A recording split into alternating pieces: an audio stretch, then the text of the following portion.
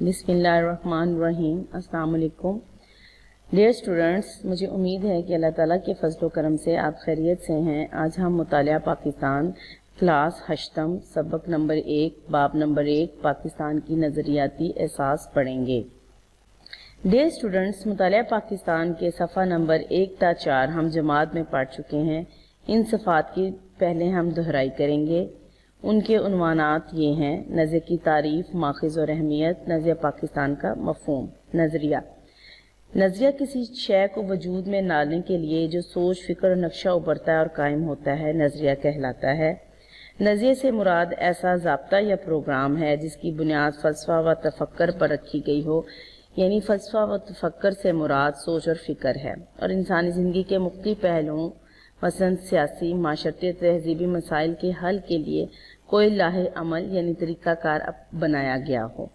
نظریے کے ماخذ۔ نظریے کے بنیادی 5 ماخذ ہیں: مشترکہ مذہب، مشترکہ سیاسی مقاصد، مشترکہ تعلیمی مقاصد، مشترکہ معاشی مقاصد اور مشترکہ ثقافتی مقاصد۔ مشترکہ مذہب میں ہم نے پڑھا تھا، مذہب محض عبادت کا مجموعہ ہی نہیں ہوتا، بلکہ یہ کسی بھی قوم کی پوری معاشرتی زندگی یعنی معاشرے میں گزارنے والی زندگی کو متاثر کرتا ہے۔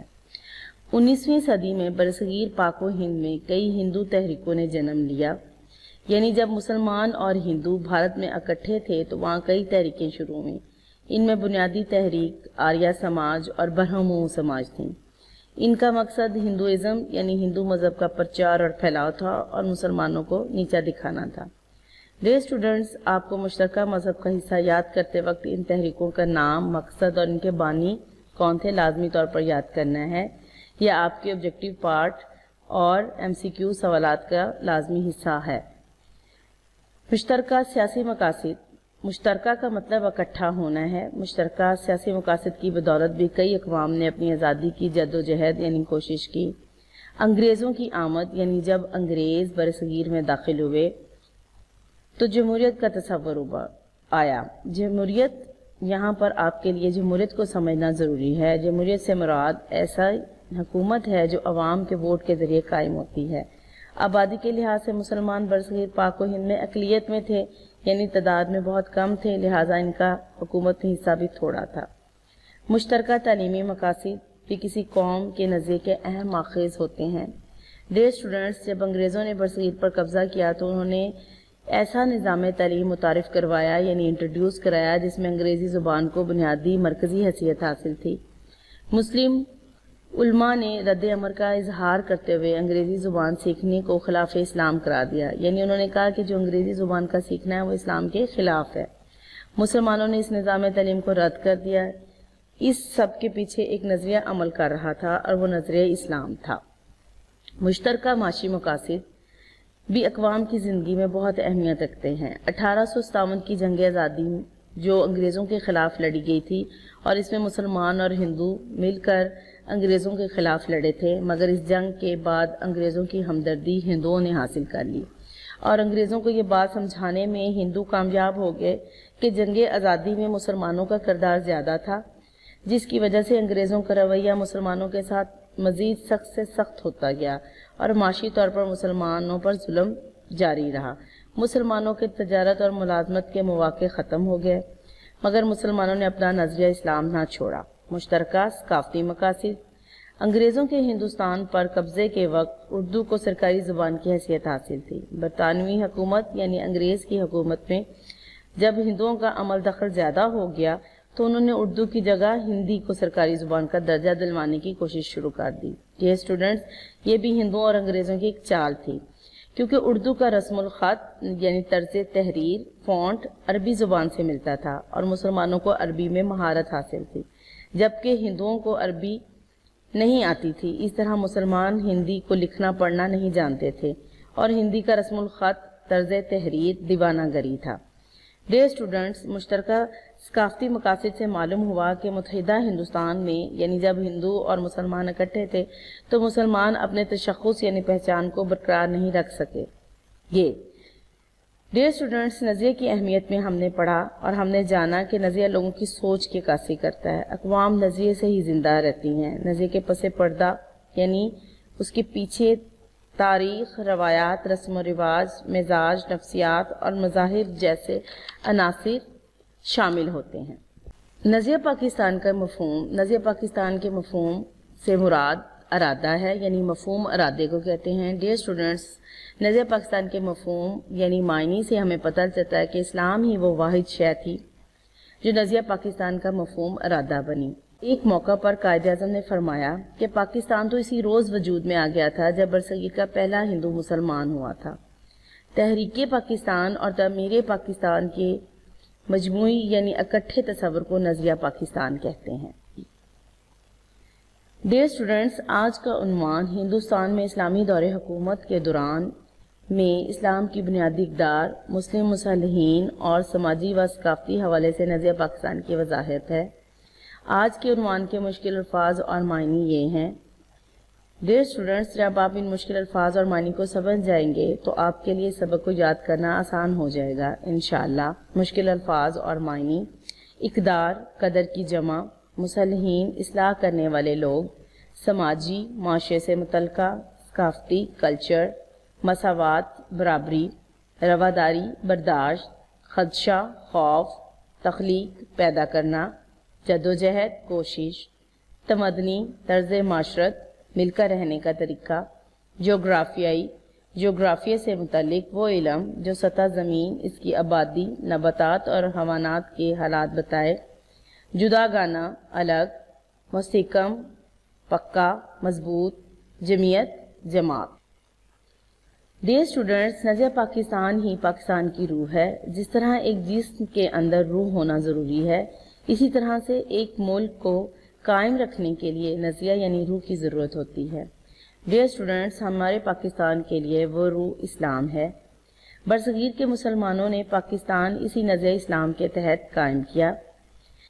ڈیئر اسٹوڈنٹس، اسلامی اقدار قدر کی جمع ہے۔ اقدار سے مراد انصاف، مساوات، آزادی، رواداری ہے اور یہی اسلام کے سنہرے اصول ہیں۔ پاکستان جب قائم ہو گیا تو قائد اعظم سے پوچھا گیا کہ برصغیر میں مسلمانوں کو اپنے مذہب کے مطابق عبادت کرنے کی آزادی بھی تھی، تو پھر پاکستان کا مطالبہ کیوں کیا؟ آپ نے جواب دیا، بھائی چارہ، مساوات اور انسان دوستی ہمارے مذہب اور تہذیب کی بنیادیں ہیں۔ چونکہ ہمیں ان بنیادی انسانی حقوق کے ختم ہونے کا خدشہ، خوف تھا، اس لیے ہم نے پاکستان کو تخلیق کرنے کی جدوجہد کوشش شروع کر دی۔ مسلم مصلحین۔ ڈیئر اسٹوڈنٹس، مصلحین سے مراد اصلاح کرنے والے لوگ ہیں، راہ دکھانے والے لوگ، سوچ کو اکٹھا کرنے والے لوگ۔ برصغیر میں دو قومی نظریے کی ابتدا یعنی آغاز تو مسلمانوں کی آمد سے ہی ہو گیا تھا۔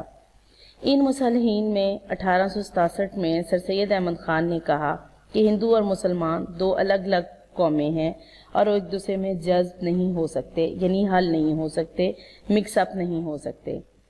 1879 میں جمال الدین افغانی، 1890 میں مولانا عبدالحلیم شرر، 1928 میں مولانا مرتضی احمد مکیش نے مسلمانوں کے لیے الگ ریاست کے قیام کی بات کی، اور علامہ اقبال نے 1930 میں الہ آباد بھارت کا ایک شہر ہے، وہاں خطبہ دیتے ہوئے مسلمانوں کے لیے علیحدہ الگ ریاست کا تصور خیال پیش کیا۔